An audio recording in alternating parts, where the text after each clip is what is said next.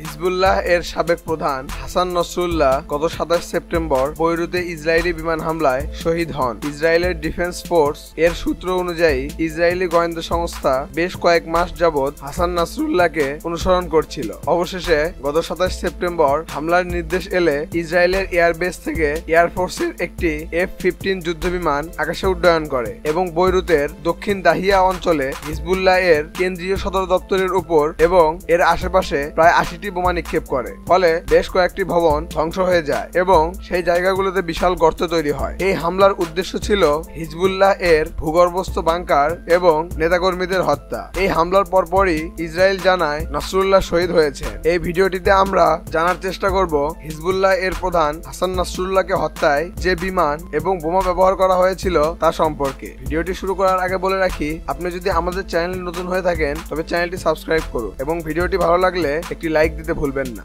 এই হামলায় ব্যবহার করা হয়েছিল আমেরিকার বিখ্যাত F-15 মাল্টিরোল ফাইটার বিমান। ১৯৭০-এর দশকে মার্কিন অস্ত্র নির্মাতা প্রতিষ্ঠান ম্যাকডোনাল্ড ডগলাস F-15 বিমানকে তৈরি করে। বর্তমান F-15 বিশ্বের অন্যতম জনপ্রিয় এবং চাহিদা সম্পূর্ণ ফাইটার বিমান, যা বর্তমান ৩০টিরও বেশি দেশ ব্যবহার করে যাচ্ছে।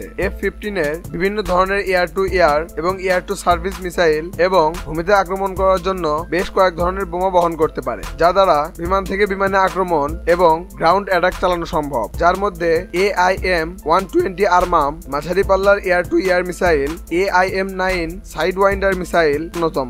F-15 এর ব্যবহার বেশ বিস্তৃত। বর্তমান যুক্তরাষ্ট্র, ইসরায়েল সহ বেশ কয়েকটি দেশ এই বিমানটি ব্যবহার করছে। F-15 এর গতি প্রায় মাক 2.4 এবং বিমানটির রেঞ্জ প্রায় ৪০০০ কিলোমিটার আপ। এতে উন্নত রাডার এবং ইলেকট্রনিক ওয়ারফেয়ার সিস্টেম রয়েছে। বর্তমান বিশ্বে F-15 একটি নির্ভরযোগ্য এবং কার্যকরী ফাইটার বিমান হিসেবে বেশ পরিচিত।